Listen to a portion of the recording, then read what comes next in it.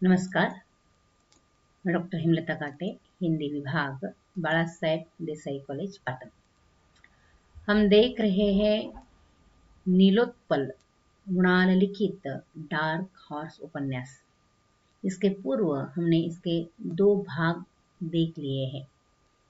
हमने पहले ही हम इस उपन्यास के 27 अंकों में इसका हम कथ्य देखने वाले हैं। इसके 2 भाग हो गए हैं। आज तीसरा भाग और उसका तीसरा अंक हम देखने वाले हैं। पहले 2 अंक में हमने देखा कि इस उपन्यास का नायक संतोष आईएएस की तैयारी के लिए दिल्ली के मुखर्जी नगर में पहुंचा है। अब इसके आगे क्या होता है, इसकी कहानी हम तीसरे भाग में देखने वाले हैं। देखते हैं आज डार्क हॉर्स उपन्यास का तीसरा भाग, तीसरा अंक। इस अंक में लेखक ने संतोष के कौन से प्रसंगों को चित्रित किया है, ये देखने से पूर्व इस अंक के पात्रों का परिचय हम उस अंक के अनुसार पात्र बताते हैं, क्योंकि ये उपन्यास है। उपन्यास में अनेक पात्र होते हैं। मुख्य नायक संतोष है और उसकी यह कहानी है। इसके साथ उसके चरित्र को विकसित करने के लिए अन्य कौन से पात्र आए हैं, वो पात्र हम उस अंक में देख लेंगे। तीसरा अंक, उसके पात्र। इसमें 2 ही पात्र है, एक नायक संतोष और दूसरा पात्र है राय साहब, जिनका मूल नाम है कृपाशंकर राय। अब देखते हैं तीसरे अंक का कथ्य किस प्रकार है। देखिए, संतोष मुखर्जी नगर में अपने दिल में तैयारी का दिया लिए उतरा था। इसीलिए वहां पर लगे सफल छात्रों के पोस्टर में अपने आप को वो महसूस कर रहा था।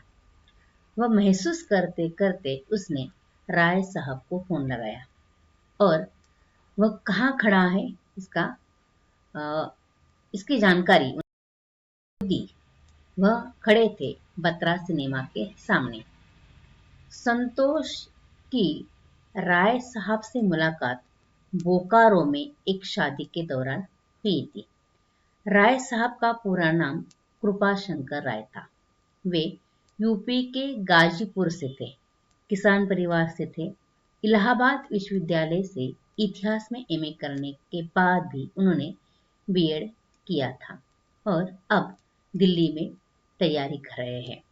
पिछले 5 साल से मुखर्जी नगर में तैयारी के लिए रह रहे हैं। अपने तीसरे प्रयास में ही आईएएस की मुख्य परीक्षा उन्होंने दी थी। उनके झड़ते हुए बाल और तेजी से लटकती हुई झुर्रियों को देख साथियों ने राय साहब कहते थे। 10 मिनट में वे संतोष को लेने पहुंचते हैं। कद में 5 फीट 6 इंच के राय साहब संतोष का स्वागत करते हैं। संतोष कहता है, अब आपकी शरण में आए हैं, जो बना दीजिए, आईएएस या आईपीएस। पहले रूम पर तो चलिए, हमें भी आपका महल देखना है, ऐसा संतोष कहता है और दोनों चल पड़ते हैं। महल नहीं, कुटिया कहना, यह तपस्या करना होता है, इसे राय साहब कहते हैं। कुछ ही मिनट में दोनों नेहरू विहार के फ्लैट नंबर 394 में पहुंचते हैं।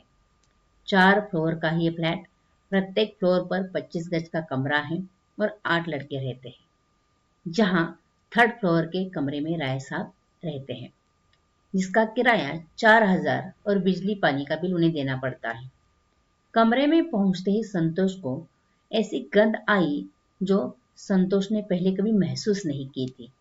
इस दुर्गंध से संतोष को ओकाई आने लगी, पर उसने रोका। दिल्ली में उतरते ही संतोष ने समझौतेवादी रुख अपनाया था। वो समझौतावादी हो गया था, इसलिए इस दुर्गंधी को भी उसने रोकने का प्रयास किया।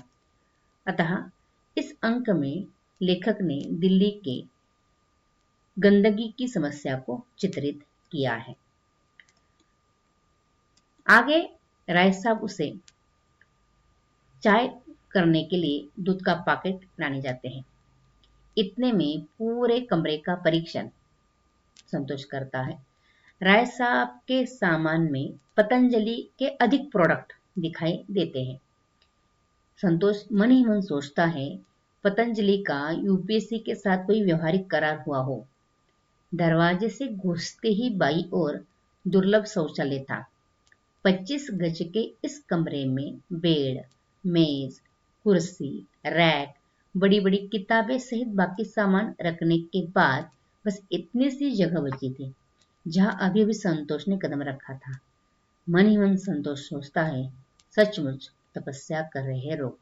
अर्थात राय साहब के कमरे की अवस्था देखकर संतोष देख सोचता है कि सचमुच आईएएस की तैयारी करने वाले लोग यहाँ तपस्या कर रहे हैं।